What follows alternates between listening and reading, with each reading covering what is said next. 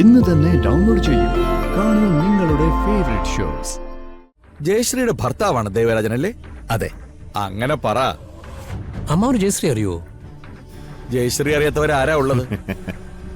ആ സ്റ്റേഷൻ പരിധിയിൽ അന്നത്തെ ഏറ്റവും വെറുക്കപ്പെട്ട പേരായിരുന്നു ജയശ്രീയുടേത്. ഒരു പാവം പയ്യനെ ലോക്കപ്പിലിട്ട് കൊന്നത് ജയശ്രീ ആയിരുന്നു. എത്രയൊക്കെ രക്ഷപ്പെടാൻ ശ്രമിച്ചാലും അവരെ നമ്മൾ സകല തെളിവുകളോടെയും കണ്ടെത്തി നിയമത്തിന് മുന്നിൽ കൊണ്ടുവന്ന് ശിക്ഷ വാങ്ങി കൊടുത്തിരിക്കും.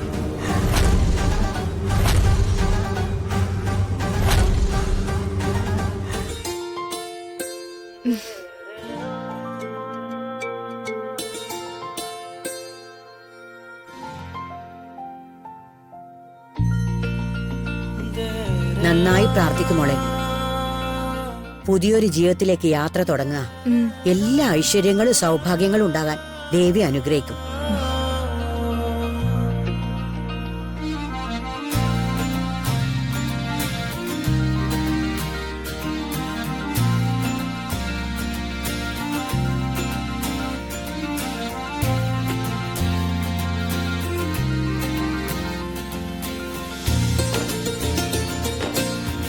ദക്ഷിണോട് കശി.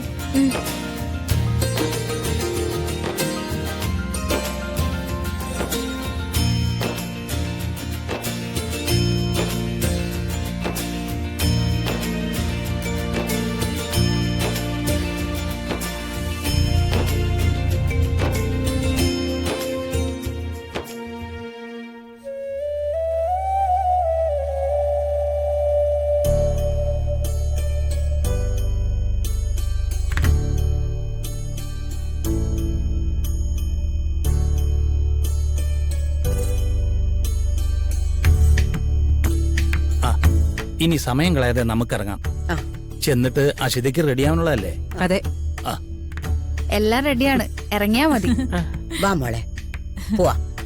ഈശ്വരാ, വാ മോളെ, നടക്ക. പോകാം.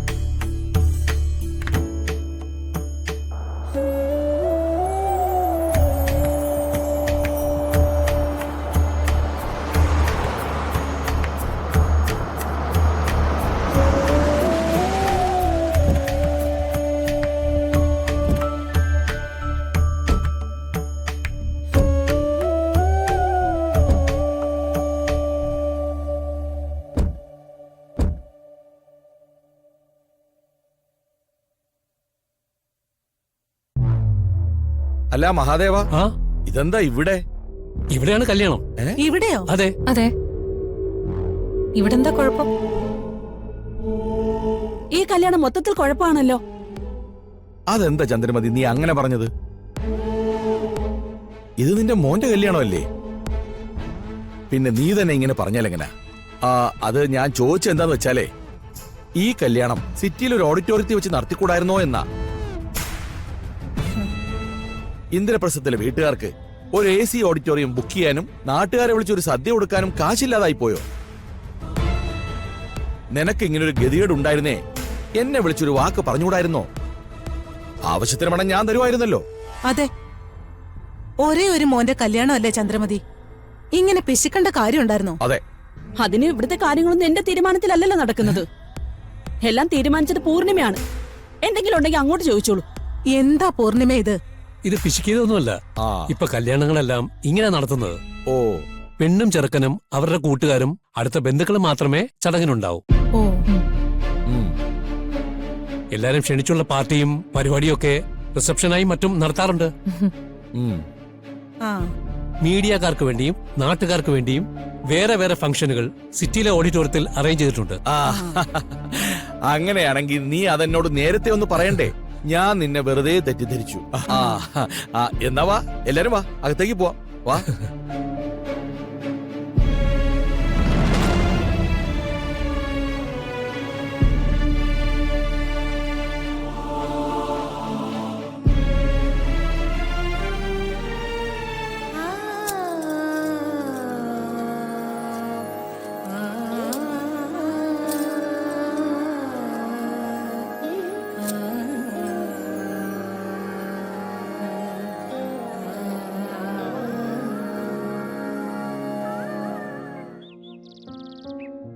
മക്കളുടെ കല്യാണം എപ്പോഴും മനസ്സിലൊരാശങ്കയാണ് കുട്ടാ. അതിനെന്താ ആശങ്ക?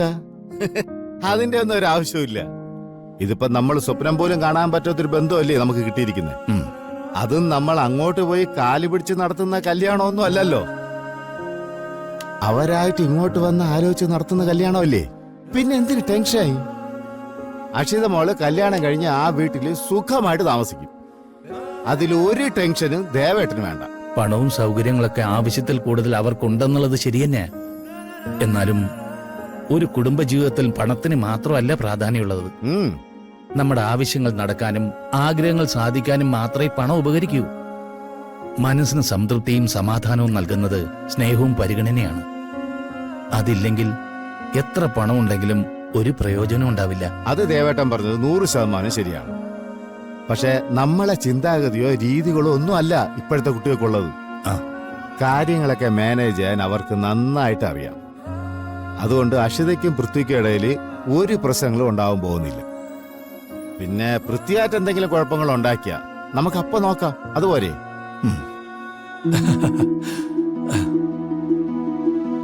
അതാണ് അക്ഷിതയുടെ അച്ഛൻ. ഓ അമ്മാവനെ ഞാൻ പരിചയപ്പെടുത്തി തരാം. ആ പതുക്കെ പതുക്കെ. ആ. ഞാൻ ഒരാളെ പരിചയപ്പെടുത്താൻ കൊണ്ടുവന്ന്. ഓ. ഇതാണ് അക്ഷിതയുടെ അച്ഛൻ ദേവരാജൻ. ഓ ഇത് ചന്ദ്രമതിയുടെ അമ്മാവൻ. ഓ ഓ ഞാൻ സുദർശൻ. ഓ. കുറച്ച് ബിസിനസ്സും കാര്യങ്ങളുമായിട്ട് അങ്ങനെ അങ്ങ് പോകുന്നു. ചെറിയ ബിസിനസ് ഒന്നും അല്ല കേട്ടോ. സൗത്ത് കേരള മുഴുവൻ ഹാർഡ്വെയർ ഷിപ്പുകളുടെ ചെയിൻ തന്നെ ഉണ്ട്. ഞാൻ ദേവരാജനെ മുൻപ് എവിടെയോ കണ്ടിട്ടുള്ളത് പോലെ തോന്നുന്നു. അത് ദേവേട്ടനെ കാണുന്ന എല്ലാ രീതിയാണ് പറയാറ്. അല്ലേ ദേവേട്ട? അതെ. ഏയ് ഇതങ്ങനെയല്ല. എനിക്ക് നല്ല പരിചയം തോന്നുന്നു.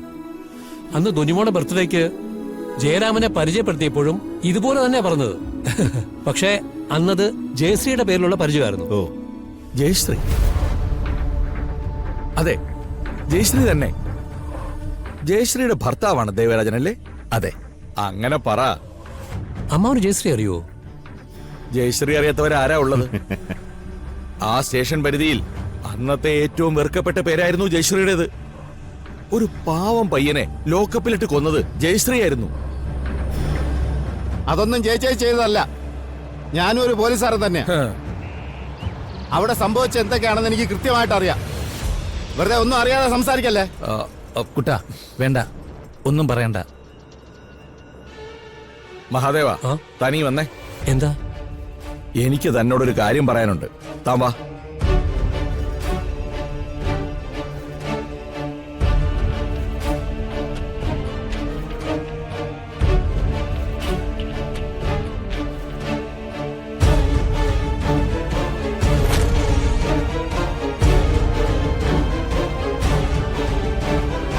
ചന്ദ്രമതി വാ.